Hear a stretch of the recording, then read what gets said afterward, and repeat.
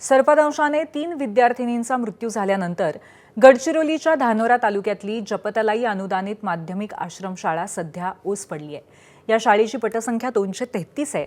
मात्र सर्पदंशांच्या घटनेनंतर सर्व विद्यार्थ्यांनी शाळा सोडली आहे आणि फक्त 7 विद्यार्थी शाळेत उरलेत। दरम्यान आज आदिवासी विकास मंत्री डॉक्टर अशोक उईके या शाळेला भेट देऊन प्रत्यक्ष पाहणी करणार आहेत आणि याचाच आढावा घेतलाय आमचे प्रतिनिधी मंगेश भांडेकर यांनी। आपल्यासोबत हे विद्यार्थी यांच्याकडून जाणून काय त्या दिवशी कशी घटना घडली, किती वाजता घटना घडली आणि तुला या घटनेबद्दल कधी माहित झालं? अनु ओरडली सर, मग आम्ही सर्वजण उठलो कुठं झोपले होते तुम्ही? वसतिगृहात। वसतिगृहात खाटावर कुठं झोपले होते? बेडवर झोपले होते की खाली झोपले होते? खाली सर। किती वाजताची साधारणतः ही घटना आहे? 1:30-2:30। तिला साप चावल्यानंतर ती ओरडली का? तेव्हा मग सगळे उठले का तुम्ही?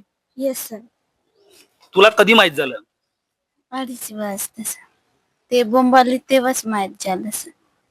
तुमच्या शाळेमध्ये 233 विद्यार्थी आहे। आज तुम्ही 7च जण दिसत आहात, बाकी जण कुठे गेले? गावाला गेले सर। अधीक्षक आल्यानंतर त्यांना दवाखान्यात घेऊन गेले आणि तिसऱ्या मुलीचा पण मृत्यू झाला। तिसऱ्या मुलीला कधी चावलं? ते तिघे मुली सांगितले नाही सर। ते त्यांना पहिला चावला होता पण ते सांगितले नाही सर।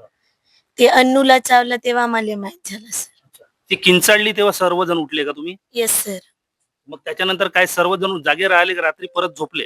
नाही झोपलो सर। झोपले। ती मरण पावली हे माहित झाल्यानंतर तुमच्यामध्ये भीती निर्माण झाली आहे का? हो सर।